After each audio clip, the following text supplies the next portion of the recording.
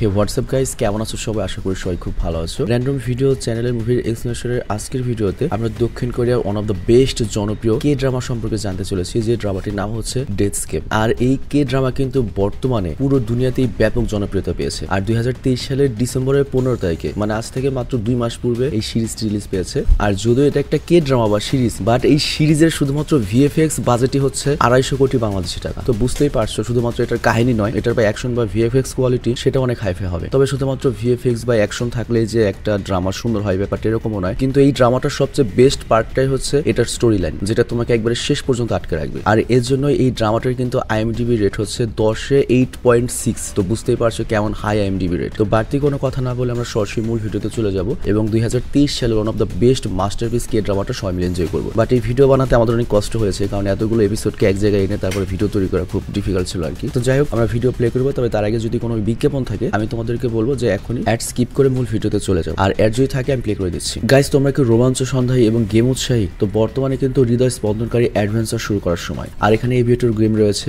আর এটা এমন একটা গেম যা তোমার পালস রেটিংকে বাড়িয়ে দেবে। আর এই সাইটের সেরা গেমগুলোর মধ্যে এটা দুনিয়াব্যাপী খেলোয়াড়দের মধ্যে সবচেয়ে জনপ্রিয় গেম এবং এই সাইটটি হচ্ছে পুরো ওয়ার্ল্ডের 1 নম্বর গেমিং প্ল্যাটফর্ম এবং আন্তর্জাতিকভাবে লাইসেন্স প্রাপ্ত। আর এখানে যে এভিয়েটর গেমটি রয়েছে, এটা এমন একটা গেম যেখানে তোমার প্রেডিক্ট করতে হবে যে প্লেনটা ওপরের দিকে যাবে নাকি নিচের দিকে যাবে। আর এখানে দেখতেই পাচ্ছ কতটা অনায়াসে জেতা পসিবল। আর এখানের পুরস্কারগুলি এভিয়েটর খেলার প্রতিটা মুহূর্তকে অবশ্যরণীয় করে তোলে। আর এটা এমন একটা সাইট যেখানে তারা গেমগুলোর একটা বিশাল সম্ভার রেখেছে। আর এখানে এভিয়েটর ছাড়াও জেডএক্স, আন্দারবাহার, ক্যাশেক্স এবং জেডএক্স গেম রয়েছে এবং এই প্রত্যেকটা গেমেই সীমাহীন আনন্দ এবং বিনোদন রয়েছে। আর স্ক্রিনে যে প্রোমো কোডটা রয়েছে র্যান্ডম 7, এই প্রোমো কোড ইউজ করে তুমি যদি রেজিস্ট্রেশন করো তাহলে 34,000 রুপি পর্যন্ত বোনাস পেতে পারো এবং 250টি ফ্রি স্পিন পেতে পারো। আর তুমি এখানে Google pay, phone pay, Paytm এর মাধ্যমে বা ক্রিপ্টোকারেন্সির মাধ্যমেও তুমি টাকা ডিপোজিট এবং উইথড্র করতে পারো। আর এটা নিঃসন্দেহে 100% নিরাপদ একটা সাইট, যেখানে মাত্র কয়েকটা ক্লিকের মাধ্যমে তুমি সাইন আপ করতে পারো এবং শীর্ষস্থানীয় গেমগুলো খেলার এক্সেস পেতে পারো। আর তাছাড়া এখানে 24/7 গ্রাহক সহায়তা রয়েছে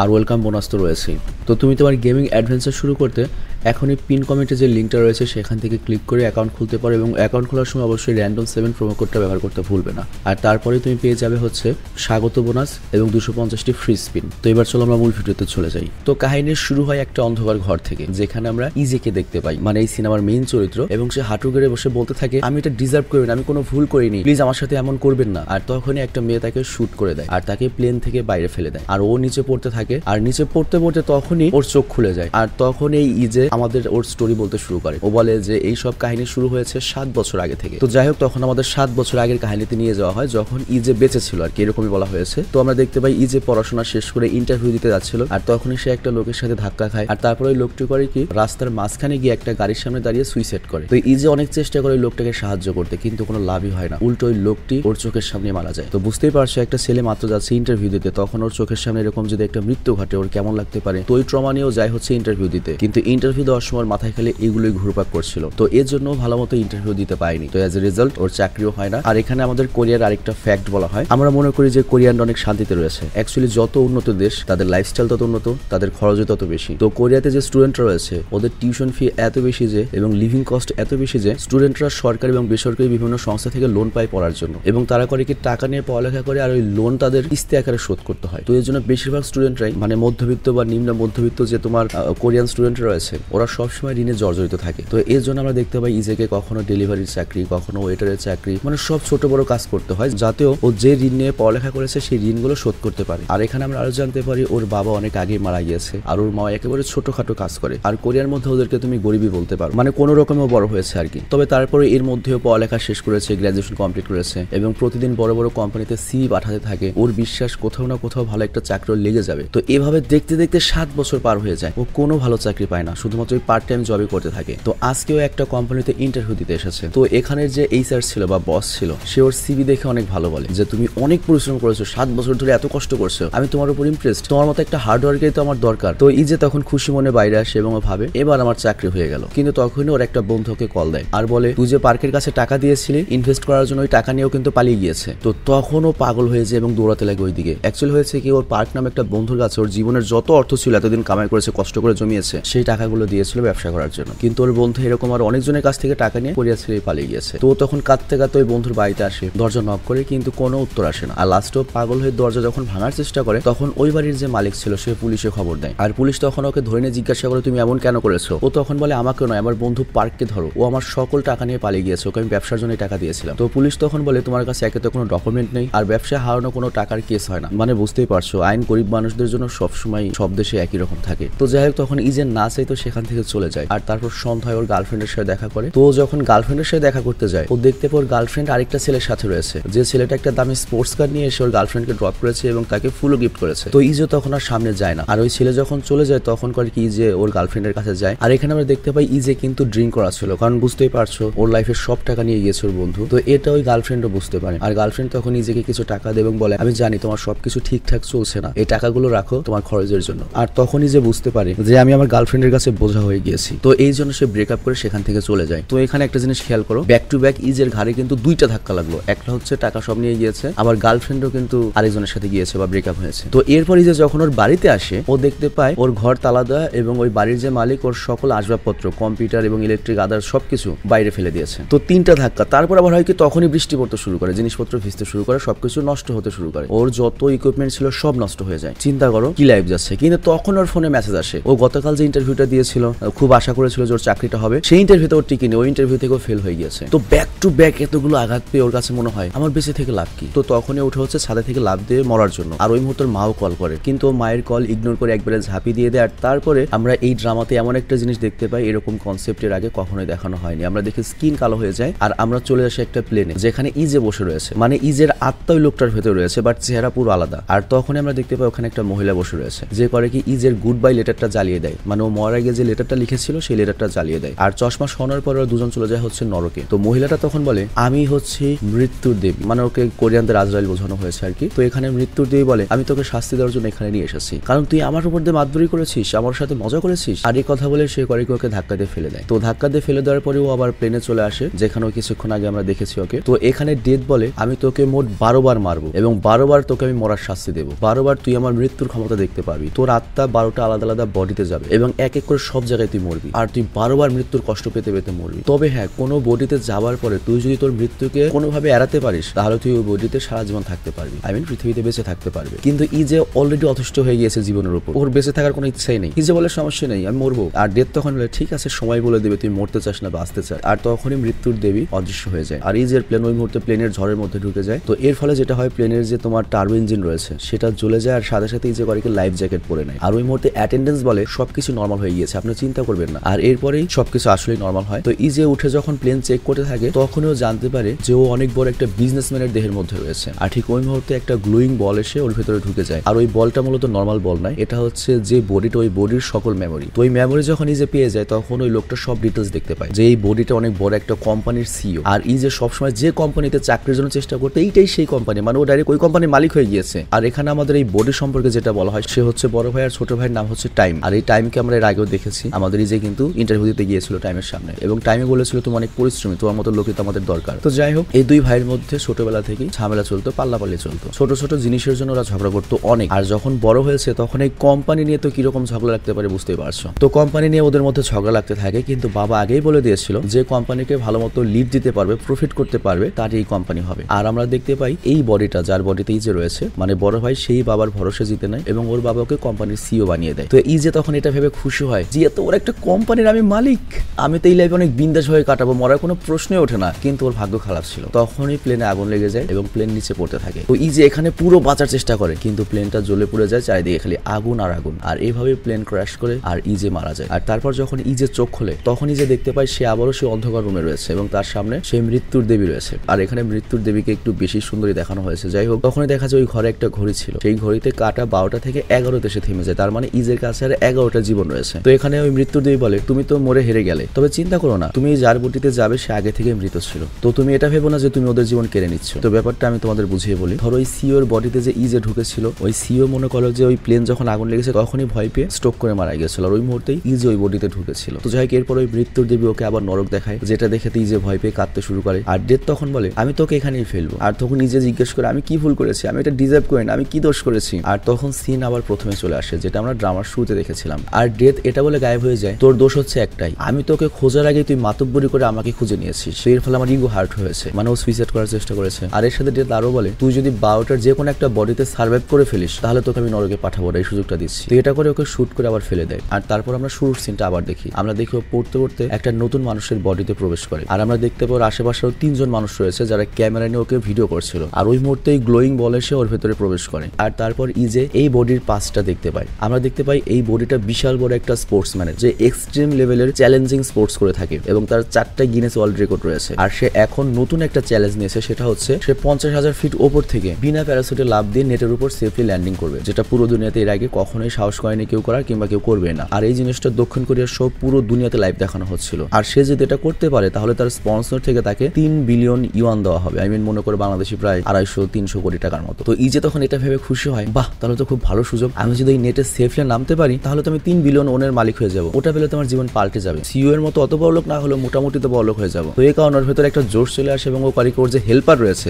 যে ওকে মোটামুটি একটা সেফ পজিশন এনে তারপর ছেড়ে দেবে, তাকে ধাক্কা মেরে নিচে পড়তে থাকে। অ্যাকচুয়ালি ওর ভেতরে লোভ চেপে এসেছে টাকা। আর এখানে তোমাদের আরেকটা বিষয় মেনশন করি, ইজে যখন যার বডির মধ্যে প্রবেশ করবে তাদের সকল গুণাবলী এবং কনফিডেন্স ইজের মধ্যে চলে আসবে, কিন্তু আত্মাটা শুধুমাত্র ইজের থাকবে। মানে বডির কাছ থেকে সকল জ্ঞান, টেকনিক, সাহস পেয়ে যাবে, কিন্তু আত্মাটা ইজের থাকবে। মানে ওর ভেতরে ডাবল জ্ঞান থাকবে আর কি। তো যাই হোক ইজে খুব কনফিডেন্স নিয়ে নামতে থাকে, কিন্তু অল্পের জন্য নেটটা মিস করে ফেলে। আর এভাবেই ইজের দ্বিতীয়বারের মতো মৃত্যু হয়ে যায়। তো এরপর ইজে আবার অন্ধকার রুমে চলে আসে, মানে যেখানে ডেথ রয়েছে আর কি। তো ডেথ এখানেও আবার ওকে কিছু বলে, আর তারপর ডেথ ওকে তৃতীয় লাইফ দেয়। আর এই লাইফটা অনেক বেশি এক্সাইটিং ছিল। তো এখানে সে একটা টিনেজার কোরিয়ান হাই স্কুলে পড়ুয়া ছেলের দেহে প্রবেশ করেছে। তো যখন ক্লাসে ছিল তখন দেখতে পাই একটা বেকুব ছাত্র, মানে একটা দুষ্টু ছাত্র, ওই প্যারাশুটে যে মারা গেল একটা লোক, মানে ইজে যার বডিতে একটু আগে ছিল, সেই মৃত্যুর ভিডিও দেখে হাসতে শুরু করেছে এবং বলে, কোন শালার পাগল প্যারাশুট ছাড়া নিচে লাফ দেয়, শালা বলদ মারা গিয়েছে। তো তোমাদের নিশ্চয়ই মনে আছে ওটা ইজেরই তো লাস্ট জীবন ছিল। তো ইজে এটা দেখে বুঝে যায় ওর সাথে যেটা ঘটছে সেটা বাস্তবে ঘটছে, যেটার ইম্প্যাক্ট বাস্তব দুনিয়াতেও পড়ছে। আর ওই মুহূর্তে গ্লোয়িং বল এসে ওই টিনেজারের ভেতরে প্রবেশ করে। আর তারপর আমরা ওই টিনেজারের পাস্টটা দেখতে পাই, বড় স্টোরি জানতে পারি। ওই টিনেজারের বয়স যখন 5 বছর তখন বাবা মারা গিয়েছে, আর ওর মা ওকে অনেক কষ্ট করে পড়িয়েছে, এত বড় করেছে। আর এই টিনেজার ঠিক করে নিয়েছিল সে এত বড় একটা কিছু হবে যে মাকে প্রাউড ফিল করাবে। কিন্তু ওর যে সমস্যা, ও যখন স্কুলে আসে তখনই কোরিয়ান যে অ্যাকচুয়াল সংস্কৃতি রয়েছে, মানে বুলিং এর, সেই বুলিং ও পেয়ে যায় এবং ওকে প্রচুর মারা হতো, টাকা পয়সা কেড়ে নেওয়া হতো, ওর মাথায় খাবার ফেলে দেওয়া হতো, এছাড়াও মনে করার গোপনাঙ্গ আঘাত করা হতো, মানে যত যন্ত্রণা দেওয়া যায়। আবার এগুলো ভিডিও করতো। তো যাই হোক ওর পুরো জীবনটা একেবারে নরক হয়ে গিয়েছিল, কিন্তু ওর মাকেও কখনো এগুলো বলেনি, কারণ ওর মা ওর জন্য অনেক কষ্ট করে। যাই হোক এর জন্য আত্মহত্যা করেছিল, বাট তখনই ইজের আত্মা ওর দেহে প্রবেশ করেছে, মানে ও মারা যাওয়ার পরে ইজের আত্মা প্রবেশ করেছে আর কি। এর জন্য আর কেউ জানে না যে ও মারা গেছে। তো যাই কি যে তখন এটা দেখে অনেক খুশি হয় যে আমি একজন মরতে যাওয়া মানুষের দেহে প্রবেশ করেছি, কিন্তু আমি এখন আর মরবো না। আমি যেহেতু নতুন একটা জীবন পেয়েছি, নতুন একটা সুযোগ পেয়েছি, আমি এখন অনেক ভালো মতো পড়াশোনা করবো, আরো ভালো মতো চাকরির চেষ্টা চালাবো। আর এখানে লক্ষ্য ইজের কিন্তু অলরেডি এইসব পাস টাস করা, ওর জন্য ভালো স্কোর করা কোনো ব্যাপার না, এখন পড়ালেখা করলে আরো ভালো রেজাল্ট করতে পারবে, তো মরবে না। তো যখন খুব খুশি হচ্ছিল তখনই ওকে বুলি করার জন্য জিন আসে, যে আর কি ইজের এই লাইফটার মেন ভিলেন ক্যারেক্টার আর কি। তো এসে করে কি ইজেকে মারতে শুরু করে এবং বলে, যা শালা আমার জন্য দুধ নিয়ে আয়। কিন্তু ইজে মানা করে দেয়, কারণ এটা তো সে আগের ছেলেটা নয়। এবং ইজে করে কি এখানে এই ছেলেটার সকল আগের স্টোরি তো জানে যে মারটার খেতে, ও করে কি রেগে চেয়ার দিয়ে জিনকে মানে সেই লেভেলের কেলিয়ে দেয় এবং বাকি যারা বুলি করতো তাদেরকেও পিটিয়ে দেয় এবং বলে আজকের পর থেকে আমার সাথে পাঙ্গা নেবে না। কিন্তু তখনই টাইসাক নামের একটা ছেলে আসে, আর এই টাইসাক অনেক শক্তিশালী একটা ছেলে এবং পুরো স্কুলে ওকে দেখে ভয় পায়। আর টাইসাককে তুমি জিনের ডান হাতে বলতে পারো। তো টাইসাক ইজেকে অনেক মারে, আর তারপর সবাই মিলে ইজেকে ধরে রাখে যাতে জিন ওকে মারতে পারে। তো এর ফলে পুরো ক্লাসের নজর তো ওইদিকে ছিল, বাট তখনই টিচার চলে আসে এবং মারামারি বন্ধ হয়ে যায়। কিন্তু এত মেরে ওদের রাগ কমেনি। তো ক্লাস যখন শেষ হয়ে যায় তারপর জিন এবং তার গ্যাং করে কি ইজেকে ধরে এবং ওকে অনেক মারে, কিন্তু তখন একটা মেয়ে চলে আসে, আর এই মেয়েটা আবার জিনের ক্রাশ। তো এর জন্য জিন ওই মেয়েটির সামনে ওকে মারতে পারে না, মারামারি থামিয়ে দেয়। তো এরপর ইজে যখন বাড়িতে আসে সে ওই বডিটার ঘরে আসে এবং ওখানে দেখে এই বডিটার মায়ের নোটস পড়ে রয়েছে যে তোর জন্য অমুক জায়গায় খাবার রেখা রয়েছে, খেয়ে নিস, আমি কাজে থেকে অমুক সময় আসবো। তো তখন ইজের নিজের আসল মায়ের কথা মনে পড়ে যায়, যে ওর মা খাবার তৈরি করে তারপর কাজে চলে যেত, সারাদিন রাত অনেক পরিশ্রম করতো, আর এইভাবে ওকে কত কষ্ট করে ভরণ পোষণ করেছে। তো এটা ভেবে ইজে অনেক ইমোশনাল হয়ে পড়ে। আর তার একটু পরেই ওই বডির যে মা সে আসে এবং জিজ্ঞেস করে, দিন কেমন কেটেছে বাবা? তো এই কথা শুনেই ইজের তার নিজের মায়ের কথা মনে পড়ে এবং ও কেঁদে ফেলে। তো পরের দিন আমরা দেখি স্কুলে এসে ইজে করে কি সাহস করে টাইসাককে, মানে ওই হিটারকে ধরে এবং জিজ্ঞাসা করে, টাইসাক তুই তো বেশি শক্তিশালী সবচেয়ে, তুই জিনকে কেন ভয় পাস? তুই জিনের আন্ডারে কেন থাকিস? তুই কেন লিডার হস না? কারণ এটাই মানা হয়ে থাকে যে বেশি শক্তিশালী তাকেই লিডার মানা উচিত। তো টাইসাক তখন বলে, আসলে জিনকে যে লিড দেয় সে হচ্ছে লোকাল বড় একটা গুন্ডা, আর সে অনেক সিনিয়র, অনেক ভয়ঙ্কর, এবং জিন ওর গ্যাংয়ে রয়েছে, এই জন্য জিনের আন্ডারে আমাদের থাকতে হয় এবং এই পুরো স্কুলে জিন হুকুম চালায়। আর আমি যদি জিনকে কিছু বলি বা লিডারশিপ কে নিতে চাই, ওই বড় গুন্ডা স্কুলে এসে আমাকে মেরে ফেলবে। তো লাঞ্চের সময় আমরা দেখতে পাই জিন আবারও ইজেকে মারে আর বলে, যা শালা আমার জন্য খাবার নিয়ে আয়। আর তখন ইজে উঠে করে কি ওর মাথায় খাবার ঢেলে দেয় এবং সেখান থেকে চলে যায়। আর জিন তখন টাইসাককে হুকুম দেয়, যা শালা কুত্তাকে ধরে নিয়ে আয়। কিন্তু টাইসাক বলে, আমি খাবার খাবো আর তুমি গিয়ে তোমার মুখ ধুয়ে নাও, পরে দেখা যাবে, আর পারলে নিজে করে নাও। তো এটা শুনে যতজন বাচ্চা ছিল যাদের উপর জিন ডমিনেট ডোনেট করতে তারা সবাই হাসতে শুরু করে। মানে জিনের এখানে ব্যাপক বেজ্জতি হয়ে গিয়েছে। আর এরপর এখানে আমাদের একটা ফ্ল্যাশব্যাক দেখানো হয়, যেখানে ইজে টাইসাককে বলে, মানে ওই বাথরুমে, তুমি আমার আর জিনের ব্যাপার থেকে দূরে থাকবে, আমার কাছে খুব ভালো একটা প্ল্যান রয়েছে, তুমি দেখো স্কুলের লিডার তুমি হবে, খালি আমার কথা শুনো, তুমি খালি চুপ থাকবে। তো যাই হোক, জিন এত বড় অপমান সহ্য করতে না পেরে সেই স্কুলের বাইরের সিনিয়র গুন্ডার কাছে যায় এবং তাকে বলে, আমাকে সাহায্য করুন, স্কুলের একটা ছেলে আমাকে বিরক্ত করছে। তো তখন এই সিনিয়র করেকে অস্ত্র আর অনেকগুলো গুন্ডা নিয়ে ক্লাসরুমে আসে ইজেকে মারার জন্য। কিন্তু ইজের সাইজ দেখে আর চেহারা দেখে ওই সিনিয়র গুন্ডা ভেবাচ্ছিকে খেয়ে যায়, বলে ও তো একটা পিচ্চি বাচ্চা। তো ইজে তখন বলে, হ্যাঁ আমার মতো পিচ্চি বাচ্চার কাছে জিন মার খেয়েছে, আপনার লোক মার খেয়েছে, আপনার গ্যাংয়ের লোক মার খেয়েছে। তো সিনিয়র লোক তখন রেগে যায় এবং জিনকে বলে, শালা তুই একটু পিচ্চির কাছে মার খেয়েছিস, আবার ভয় পাচ্ছিস নিজে মারতে, আমাকে তুই এখানে ডেকে নিয়ে এসেছিস এই পিচ্চিকে মারতে, তোর মতো ভীত আমি জীবনে দেখিনি। এবং বলে, আজকের পর থেকে তুই কিন্তু ভবিষ্যতে আমার সামনে আসবি না, তুই আমার গ্যাং থেকে আউট, তুই একটা বাচ্চাকে ভয় পাস। তো এরপর সে জিনের আর কোনো কথাই শুনে না, জিনকে বেজ্জতি করে চলে যায়। আর ইজে তখন জিনকে অনেক টিটকারি মারে। তো এরপরে জিন যখন রেগে ইজিকে মারতে আসে, তখনই আসে হচ্ছে টাইসাক এবং জিনকে কেলিয়ে দেয়, কারণ অনেক আগে থেকে জিনের উপর রাখছিল, এই গ্যাংয়ের জন্য কিছু বলতে পারতো না, আজকে চান্স পেয়েছে। তো এরপর সবাই জিনকে সম্মান করা বন্ধ করে দেয়। আর যে মেয়েকে পছন্দ করতো সেই মেয়েকে সেই সিনিয়র গুন্ডার সাথে প্রেম করা শুরু করে দেয়। তো যাই হোক, এরপর একদিন সন্ধ্যায় দৌড়ানোর সময় ইজে করিকে একটা ট্রাকের সামনে চলে আসে এবং অল্পের জন্য বেঁচে যায়। তো ইজে তখন খুশি হয় যে আমার এই ল্যাপটাও গিয়েছিল, প্রায় অল্পের জন্য বেঁচে গেলাম। কিন্তু তখনই জিন যার পিছে ছিল এটাও জানতো না। জিন পেছন থেকে এসে ইজেকে ততক্ষণ পর্যন্ত মারতে থাকে যতক্ষণ পর্যন্ত ইজে না মরে যায়। তো এরপর ইজে মরে আবারও ডার্ক রুমে চলে আসে, আর এভাবে ওর তৃতীয় লাইফটাও শেষ হয়ে যায়। তো তারপর আবার ওর ডেথ আসে এবং তাদের মধ্যে কিছু কথা হয়। তো ডেথ ওকে পরবর্তী জীবন দেয়। আর এখানে ইজে দেখতে পায় তাকে কিডন্যাপ করা হয়েছে। আর এখানে লক্ষ্য, এখন থেকে কিন্তু স্টোরি আরো বেশি ইন্টারেস্টিং হবে। তো ইজে যখন কিডন্যাপ হয়ে বসেছিল, তখন ওই গুন্ডারা ওকে মারতে মারতে প্রশ্ন করে, শালার বুত টাকা আর ওই মেয়েটি কোথায় রেখেছিস? তো এখানে লক্ষ্য, ইজে তো জানেই না ও কার বিরুদ্ধে ঢুকেছে বা মেয়েটি গিয়ে টাকাই বা কিসের, কিছুই তো ইজে জানে না। তো তখন গুন্ডারা ইজেকে করে কি, চোখের ভেতরে মনে করো যে কি জানি আছে, ওই ঘুরে ওটা ঢুকে নষ্ট করতে যায়। তো ইজে তখন বলে, আমি বলবো, আমি সব বলবো, জাস্ট আমাকে 5 মিনিট 10 মিনিট সময় দাও। মানে বুঝতেই পারছো, একটু পরে তো ওই গ্লোয়িং বলটা আসবে। তো ওকে যখন সময় দেওয়া হয়, তখন ওই গ্লোয়িং বলটা আসে ওর ভেতরে প্রবেশ করে এবং ইজে ওই বডির সকল পাস্ট দেখতে পায়। তো এই বডির কাহিনীটা হচ্ছে, এই বডিটা অনেক বড় ক্রিমিনাল একটা অর্গানাইজেশনের জন্য কাজ করে এবং ও অনেক বড় ডেঞ্জারাস একটা কিলার, এবং মনে করো পুরো কোরিয়াতেই মোটামুটি নাম করা একটা কিলার আর কি। তো হয়েছে কি, এই কিলারটা যার আন্ডারে কাজ করতো, মানে যে বসের আন্ডারে, একদিন ওই বসের গার্লফ্রেন্ডের সাথে ওর প্রেম হয়ে যায়। আর ওই বস যেহেতু অনেক ক্ষমতাবান, সে তার গার্লফ্রেন্ডকে প্রচুর খেলাতো। তো এটা দেখে ওর সহ্য হতো না। তো একদিন ওই মেয়েকেও প্রমিস করে, মানে বসের গার্লফ্রেন্ডকে, তোমাকে এই ক্রাইমের দুনিয়া থেকে আমি বাইরে নিয়ে যাবো, আমরা একসাথে সারা জীবন থাকবো। তো মেয়েটিকে সুন্দর জীবনের স্বপ্ন দেখায়, তখন মেয়েটিও ওকে টাকার স্বপ্ন দেখায়। তো ওই মেয়েটি করে কি, ওর বসের $10 মিলিয়ন নিয়ে ওর কাছে আসে এবং একসাথে পালিয়ে যায়। তো এখানে ওই বডিটা কি করেছে, $10 মিলিয়ন প্লাস গার্লফ্রেন্ড নিয়ে পালিয়েছে বসের। কিন্তু কতদিন পালিয়ে থাকবে? তো টাকা এক জায়গায় লুকিয়ে রাখে, কিন্তু তারপরে একদিনও ধরা পড়ে যায়। আর এরপর ইজে যখন এই বডির পাস্ট জানতে পারে, তখন ও বুঝতে পারে যে তো অনেক বড় একটা কিলার এবং ফাইটার, এবং ও বুঝতে পারে এই বডির সক্ষমতা রয়েছে, এখানে যতগুলো রয়েছে সবগুলোকে কেলে দিতে পারবে। তো এরপরেও করে কি, না বলে তথ্য না দিয়ে এক এক করে সবগুলোকে মারতে থাকে। আর ধান্দা একটা, ওই $10 মিলিয়ন তো রয়েছে, ওই $10 মিলিয়ন মালিকও হবে। তো যাই হোক, সবাইকে মারার পরে ইজে ভাবে, আমার কাছে এত পাওয়ার রয়েছে, তার মানে এই লাইফটা আমি খুব আনন্দে কাটাতে পারবো, কারণ আমার কাছে যে পাওয়ার রয়েছে এতে আমি যে কাউকে মারতে পারি, আর টাকা তো রয়েছে, তাই না? কে মারবে আমাকে? এরপরও করে কি, ফোন আর বাইক নিয়ে সেখান থেকে পালাতে শুরু করে। আর আমরা দেখি ওকে আটকে রাখা হয়েছিল একটা ট্রাকের মধ্যে। কিন্তু তখনই ওর বস করে ওর পেছনে গুন্ডা লাগিয়ে দেয়, কারণ ইজে যে বডিতে রয়েছে, ওই বডির যে মোবাইলটা রয়েছে, সেই মোবাইলের লোকেশনটা ট্রেস করা হচ্ছিল। আর তারপর আমরা এই সিনেমার one of the best fighting scene বা চেজিং সিন দেখতে পাই। আমরা দেখতে পাই বাইক নিয়ে কখনো সে শপিং মলের ভিতর ঢুকছে, রাস্তায় ব্লাস্ট হচ্ছে, কখনো লিফটে যাচ্ছে, আবার ছাদে। মানে এখানে পরিচালক নিজের সক্ষমতা জানান দিয়েছে যে আমি চাইলে ব্লকবাস্টার অ্যাকশন সিনেমা তৈরি করতে পারবো কোরিয়াতে। তো যাই হোক, এরপর বাইক করে কি সোজা পুলে ঝাঁপ দেয়। আর এর ফলে ইজের মোবাইলটা নষ্ট হয়ে যায় এবং বস আর ওর লোকেশনও ট্রেস করতে পারে না। আর ও সেফলি বাইক নিয়ে চলে যায় হচ্ছে ওর গার্লফ্রেন্ডের সাথে দেখা করতে। আর মেয়েটি ওর জন্য লুকিয়েছিল, ওর আসার অপেক্ষা করছিল, হাজার হলো ভালোবাসে মেয়েটি। তো যাই হোক, ওই মেয়েটি জিজ্ঞেস করে টাকা কোথায় রেখেছো? তো ইজে তখন বলে, অমুক জায়গায় টাকা রেখেছি। আর তখনই এখানে এই মেয়েটা পোল্টি দিয়ে দেয়, ওকে শুট করে দেয়। আর এই কারণে ইজে আবারও মরে যায়। তো এখানে আমরা জানতে পারি মেয়েটির এইসব প্ল্যান ছিল, মানে মেয়েটি অনেক চালাক, সে মূলত টাকা নিয়ে একা একা ভেঙে যাবে। আর এর জন্য সে ইজেকে জাস্ট ইউজ করেছে ওর বসের কাছ থেকে পালিয়ে আসতে। তো এরপর যখন ইজে আবার আসে, তখন ডেথ ওকে দেখে অনেক হাসতে থাকে এবং বলে, কি বলদ একটা তুই, তাই না? কিন্তু তখন ইজে নিজেও হাসতে শুরু করে। সে বলে, হ্যাঁ আমি তো বলদে, কিন্তু অত বলদ নয়। ওই মেয়েটিকে আমি সঠিক লোকেশন বলিনি, আমি বলেছি যে অমুক জায়গায় টাকা আছে, কিন্তু কই আছে এটা তো বলিনি। ওই মেয়েটা কখনোই টাকা খুঁজে পাবে না। তো এটা শুনে ডেথ বলে, তার মানে তুই অত বোকাও নস। তো এরপর সে ইজেকে আবার একটা শুট করে এবং ওর নতুন লাইফ শুরু হয়ে যায়। আর এবার ইজে একজন কয়েদির জীবন পায়। তো যখন সেল থেকে বাইরে আসে, তখন দেখা যায় বাকি সব কয়েদির উপর অনেক রেগে রয়েছে, সবাই ওকে মেরে ফেলার হুমকি দিচ্ছে। কিন্তু ইজে তো নিজেও জানে না ওর সাথে এরকম ব্যবহার কেন করা হচ্ছে, আর আমরাও এটা এখনো জানি না। তো যাই হোক, এরপর ও নিজের সেলে আসে। আর তখন ওর সেলের যে বাকি কয়েদিরা ছিল, সবাই বলে, তুই তো 4 দিন পরে মুক্তি পেয়ে যাবি, তুই তো অনেক খুশি, তাই না? আর এটা শুনে অবাক হয়ে যায়, বলে, বাহ, 4 দিন পরে মুক্তি পাবো। কিন্তু তখনই ওর একজন সাথী কয়েদি বলে, সতর্ক থাকিস, কারণ আমাদের এই সেলে একটা পাগল রয়েছে, মানসিক রোগী রয়েছে, ও যে কোনো মুহূর্তে যে কাউকে খুন করতে পারে, পুরা সাইকো। আর ওর দেয়ালের ভেতরে খালি কিভাবে মানুষ খুন করা যায় এগুলো নিয়ে বই রয়েছে। আর তখনই দরজা খুললে একটা ভয়ানক লোকের আগমন ঘটে, মানে এরকমই আমাদের বোঝানো হয়েছে। কিন্তু ওই লোকটি অ্যাকচুয়াল ভয়ানক ছিল না। এটা কি ছিল জানো? এটা ছিল জিন, সেই স্কুলের জিন যে কিনা কয়েকদিন আগে ইজে যখন ওই স্কুল পুরা ছেলের বডিতে ছিল তখন ওই ছেলেকে মেরেছিল। তো ইজে তোকে দেখে চিনতে পারে এবং বুঝতে পারে তার মানে আমাকে মেরে এই শালা জেলে এসেছে। আর তখন ওর এটা মনে পড়ে যে এই শালা আমাকে মেরেছিল, আমার এত সুন্দর জীবনটা নষ্ট করে দিয়েছিল। তো ওর জন্য রেগে করে কি জিনকে ধরে খেলাতে থাকে। তো এটা দেখে বাকি সব কয়েদি তো ভয় পেয়ে যায়, বলে ও একটা সাইকোপ্যাথ, অনেক বড় একটা খুন, ওকে মারিস না, ও কিন্তু রাতে তোকে মেরে ফেলবে। কিন্তু তখনই গ্লোয়িং বলে সেই ইজের মধ্যে ঢুকে যায়। আর তোমরা তো জানোই কি ঘটতে চলেছে, মানে এই বডির পাশটা আমরা দেখতে পাবো। তো যাই হোক এই বডি মূলত একটা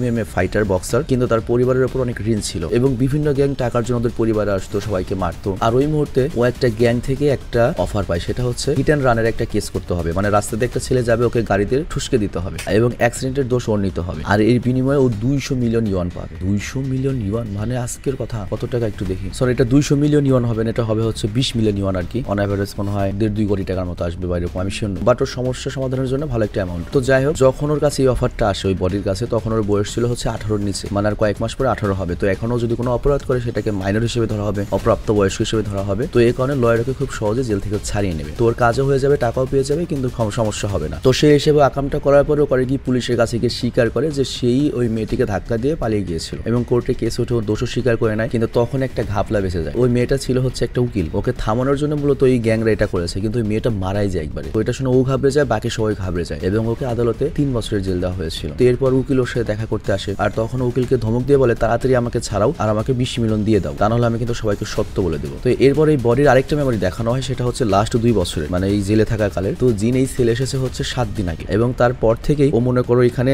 অবস্থান করার জন্য সাইকোপ্যাথ হওয়ার নাটক করছিল যাতে সবাই ওকে ভয় পায়। কিন্তু আমরা তো জানি জিন তো অত সাহসী না। তো যাই হোক সিন যখন প্রেজেন্টে আসে তখন যে জিনকে দেখে বসে হাসছিল, কারণ ও তো জিনের সবকিছু জানে যে ওখানে ও কেন এসেছে, কি করছে। তো যে তখন ওকে বলে শালা তুই এখানে সাইকোপ্যাথ হওয়ার চেষ্টা করছিস, হ্যাঁ তবে হ্যাঁ তুই এমনি তো সাইকোপ্যাথ, কিন্তু ভীতু সাইকোপ্যাথ। তুই কাকে মেরেছিলি? একটা স্কুলের বাচ্চাকে মেরেছিলি, তার পেছন থেকে ইট দিয়ে, বল সত্যি কিনা এই জন্য এসেছিস না? তো জিন তখন ভয়ে কাঁপতে শুরু করে এবং প্যান্ট ভিজিয়ে দেয় এবং সকল সত্য স্বীকার করে। তো এর ফলে যেটা হয়, যেসব কয়েদিরা ওকে এতদিন ভয় পেত ওরা করে কি তখন জিনকে মারা শুরু করে এবং বলে শালা তুই এতদিন আমাদের ভয় দেখে রেখেছিলি, আমাদের মুতিয়েছিলি। তো যাই হোক এরপর যখন জিন আবারও বাইরে আসে, ওকে কয়েদিরা আবারও মারে, মানে সবাইকেই তো ভয় দেখিয়ে রেখেছিল। তো এটা দেখে ইজ অনেক খুশি হয় এবং বলে যেমন কর্ম তেমন ফল। আর এরপর আমরা দেখি ইজেকে জেলে একটা কাজ দেওয়া হয়, আর সেই কাজ করার সময় কিছু গুন্ডা ওর উপর অ্যাটাক করে। আর যেহেতু একটা ফাইটার ছিল, একাই মারামারি করতে শুরু করে আর এখানে সবগুলোকে কেলিয়ে দেয়। কিন্তু সবগুলোকে কেলানোর পরে ওর রুমেরই একটা কয়েদি করে কি বড় একটা রডের ভেতর আসে। তো এটা দেখে ইজে মনে করে কি যে ওকে হেল্প করতে এসেছে। তো ইজে খুব খুশি হয়ে যায় যে একজন বন্ধু হলো আমার রয়েছে যে আমাকে সাহায্য করতে এসেছে, এবং ইজে করে কি ওর সাথে বন্ধুত্ব করে নেয়। আর এরপর যখন রাত্র শুয়েছিল তখন ও বাথরুমে কিছু শব্দ শুনতে পায়, আর গিয়ে দেখে ওই হারামজাদা জিন করেছে কি ইজেকে মারার জন্য টাইলস ভেঙে ছোট্ট একটা ছুরি তৈরি করেছে। তো এটা দেখে ও করে কি জিনকে থাপড় মারে এবং অস্ত্র কেড়ে নিয়ে বলে তুই স্কুলের একটা বাচ্চাকে মেরেছিলি, আর দেখ আমি ওই ছেলেটারই আত্মা তোর সামনে দাঁড়িয়ে রয়েছি, আর তোকে আমি ওর মতোই মেরে ফেলবো। তুই এইভাবে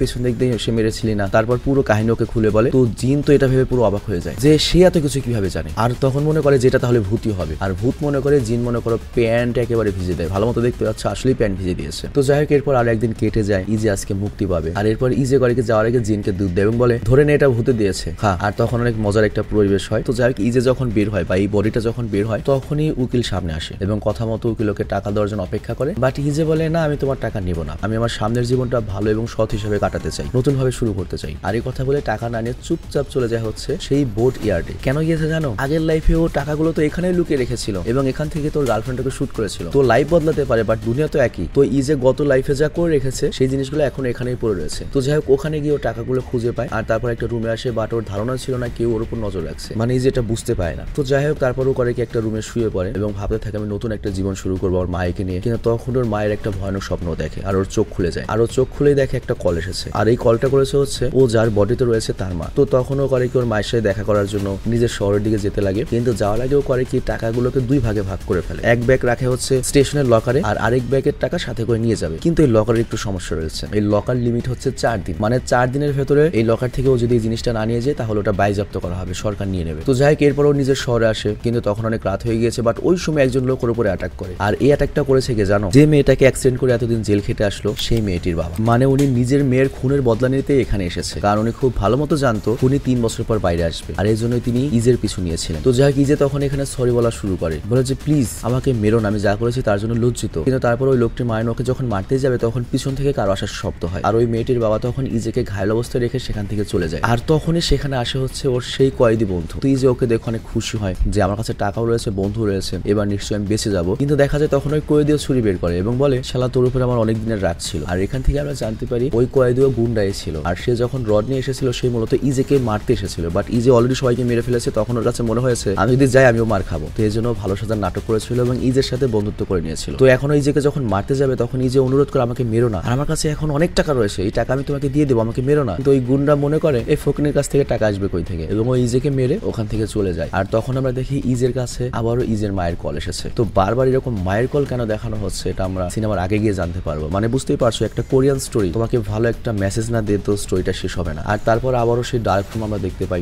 ডেথ ওখানে বসেছিল। তো ওদের দুজনের মধ্যে আবারও কিছু কথা হয়, আর তারপর ডেথ করে কি ইজেকে শুট করে 6 নম্বর লাইফ দিয়ে দেয়। আর এই লাইফটা 1000-এর সবচেয়ে ইন্টারেস্টিং, ফানি এবং সবচেয়ে কষ্টের। তো আমরা দেখি এখানে ইজে বাচ্চা হয়ে জন্ম নিয়েছে এবং রেস্টুরেন্টের দোলনায় শুয়ে অনেক কান্নাকাটি করছিল। আর তখন ওর মা এসে করে কি রেস্টুরেন্টের সবার কাছে সরি বলে এবং গায়েতে নিয়ে রাখে। কিন্তু আমরা দেখতে পাই এই মহিলা পুরো মেন্টাল ভাই, এরকম মেন্টাল মহিলার আগে আমরা কখনো দেখিনি। আমরা দেখি সে বাচ্চার উপর চিল্লাচ্ছে, বাচ্চাকে উল্টাপাল্টা গালি দিচ্ছে, মানে একদমই পাগল মহিলা। আর এদিকে ইজে ভাবতে থাকে গ্লোয়িং বলটা কখন আসবে, কিন্তু গ্লোয়িং বল আর আসে না। এর কারণটা হচ্ছে ও তো বাচ্চাই জন্ম নিয়েছে কিছুদিন আগে, আর বাচ্চার কি মেমোরি থাকবে। এখন ইজের কাছে শুধুমাত্র আগের লাইফগুলোর মেমোরি এবং ইজের মেমোরি রয়েছে। তো যাই হোক এখানে ইজে খুব কনফিউজড হয়ে যায় যে এই মহিলা কি আমার মা নাকি, মা হলে এরকম ব্যবহার কেন করছে। তো যাই হোক এরপর ওই মহিলা বাড়ি এসে করে কি বাচ্চাকে নিচে রাখে, আর তারপর একটা লোক আসে, আর লোকটা এসে বলে ওলেলে বাবু আমার। তো ইজে তখন ভাবে যাক এটা মনে হয় আমার বাবা, আমার মা ডাইনি হলো, বাবা অনেক ভালো মানুষ। কিন্তু এখানে আমরা দেখতে পাই এই বাবা লোকটাও সুবিধার না, ও করে কি ডেট এক্সপায়ার খাবার নিজেকে খাওয়াতে থাকে। বাট ইজে তো বুঝতেই পারছো বাচ্চা হলো ভেতরে তো বড় মানুষ, ওর ডেট দেখে বুঝতে পারে এটা তো খাওয়া যাবে না, তো মুখ খোলে না। তো যখনও খায় না তখন ওই লোকটা করে কি ইজেকে গালি দিতে শুরু করে, অনেক বাজে বাজে গালি। তো ইজে অবাক হয়ে যায় 6 মাসের বাচ্চাকে এইভাবে কে গালি দিতে পারে, বাবা মা এরকম ব্যবহার কিভাবে করতে পারে। আর তখনই আমরা দেখি একজন প্রতিবেশী পুলিশ নিয়ে এখানে এসেছে, আর ওই প্রতিবেশীটা ছিল হচ্ছে সোশ্যাল ওয়ার্কার। এবং পুলিশ এসে বলে আমাদের কাছে অভিযোগ রয়েছে এই বাড়িতে বাচ্চার উপর অত্যাচার করা হয়, প্রচুর কান্নাকাটির শব্দ পাওয়া যায়। তো যাই হোক এরপর ওই সোশ্যাল ওয়ার্কার এসে বাচ্চাটিকে চেক করে কোথাও বাচ্চার আঘাত লেগেছে কিনা। কিন্তু তখন এই বাচ্চার বাবা বলে কত বড় সাহস তোমরা আমার বাড়িতে এসেছো, আমি নিজে তো একজন সোশ্যাল ওয়ার্কার, আমি অমুক সোশ্যাল গ্রুপের ভাইস চেয়ারম্যান, তো আমি নিজে একজন সোশ্যাল ওয়ার্কার হয়ে নিজের বাচ্চাকে কিভাবে অত্যাচার করতে পারি। তো পুলিশ তখন বলে হ্যাঁ আপনার কথায় তো দম আছে। কিন্তু পুলিশ যেহেতু এসেছিল ওর কান্নার জন্য তখন মায়ের রাগ 7 আসমানে চলে যায় এবং ওর মা তখন বলতে থাকে কুত্তার বাচ্চা তোর জন্য আমার এত যন্ত্রণা সহ্য করতে হচ্ছে। তো এরপর ওর মা এমন একটা কাজ করে যেটা দেখার জন্য আমরা কেউ প্রস্তুত ছিলাম না। আমরা দেখি ওই মাটা করে কি তার বাচ্চাকে ওপরে তুলে আছাড় দিয়ে নিচে ফেলে দেয়, আর তারপর বালিশ চাপা দিয়ে বাচ্চাটাকে মেরে ফেলে, মানে 4 মাসের বাচ্চাটাকে মেরে ফেলে। তো এরপরে যে ডার্ক রুমে আবারও চলে আসে, তো বুঝতে পারছে পরবর্তী লাইফে যাবে। তো তোমাদের কাছে মনে হতে পারে যে এই মা কি এসব করে বেঁচে যাবে, কিন্তু না, পুরো 12টা লাইফের লাস্টে গিয়ে একটা কানেক্টেড হবে এবং আমরা জানতে পারবো এরপরে কি হয়। তো যাই হোক এই পুরো সিরিজে মোট 8টা এপিসোড বের হয়েছে, তার মধ্যে 5টি এপিসোড আমরা শেষ করে ফেলেছি, বাকি 3টা এপিসোড আমরা কালকের ভিডিওতে দেখবো। তো যাই হোক ভালো থেকো, সুস্থ থেকো, এবং আমি বিশ্বাস করি এই স্টোরিটার যে এন্ডিং হবে সেটা অনেক সারপ্রাইজিং হবে। তো বিদায় নিচ্ছি, টেক কেয়ার, আল্লাহ হাফিজ।